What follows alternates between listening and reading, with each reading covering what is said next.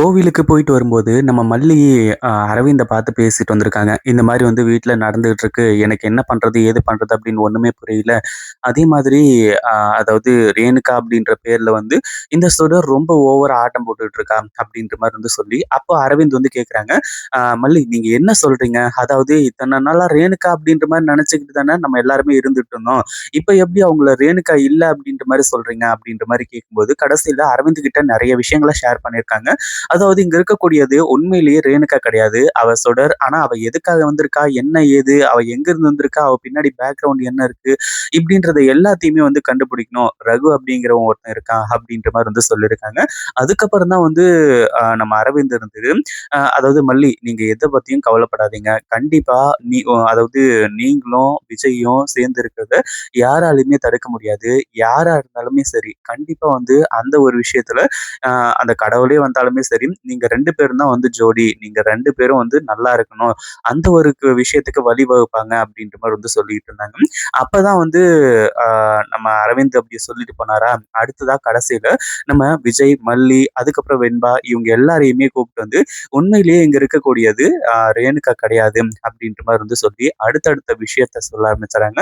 இத கேட்டதுக்கு அப்புறமா என்ன பண்றது? ஏது பண்றது? அப்படின்னு ஒண்ணுமே புரியல. அப்படி என்ன ஆதாரத்தோட நிரூபிக்கிறாங்க அப்படின்னு பார்த்தா, அதாவது நம்ம விஜய் இருந்துட்டு ஒரு அ இது வந்து வாடகைக்கு வந்து போயிருக்காங்க. அதாவது ஏற்கனவே அவர் வந்து கால் டாக்ஸி எல்லாம் வச்சிருக்காங்க இல்லையா? அதனால வந்து போயிருக்காங்க. யாரு அப்டின்னா, இந்த ரகு தான். ரகுவ வந்து ஏத்திட்டு போயிருக்காங்க. அப்படி ஏத்திட்டு போம்போது தான், ரகு ஃபோன்ல வந்து இந்த சுடர் கிட்ட பேசுற விஷயம், அது எல்லாமே வந்து தெரிய வருது. அதாவது இந்த மாரி நீ நல்லபடியா தான் எல்லாத்தையுமே பண்ணிக்கிட்டு இருக்க. அதே மாரி இந்த கல்யாணம் மட்டும் நீ நல்லபடியா முடிச்சுட்ட அப்டின்னா பிரச்சனையே கிடையாது. முதல்ல அந்த மல்லிய வந்து வெட்டி விட வேண்டியது தானே, அப்டி இப்டின்ற மாரி சொல்லி மல்லியோட பேச்சும் அடிபட்டுருக்கு. அப்பதான் வந்து இந்த அரவிந்துக்கு உண்மையா தெரிய வருது. அப்போ இவங்க சொன்னது எல்லாமே உண்மைதான். அதாவது மல்லி சந்தேகப்பட்டதுலருந்து எல்லாமே வந்து கரெக்ட்டு தான். நம்ம தான் வந்து தப்பா நெனச்சுக்கிட்டு இருக்கோம். அப்படி இப்படின்ற மாரி வந்து சொல்லி கடைசியில விஷயத்த வந்து அ நோட் பண்ண ஆரம்பிச்சுறாங்க. அப்போ இவங்கள ஃபாலோ பண்ணா எல்லா விஷயமும் முடிஞ்சிருது அப்படின்ற மாரி சொல்லி, அதாவது ரகு இருந்துட்டு இப்போ இந்த அ ரேணுகா இருக்காங்க இல்லையா? அதாவது சுடரு அவங்கள பார்க்கறதுக்காக தான் ஒரு இடத்துக்கு போயிட்டு இருக்காங்க.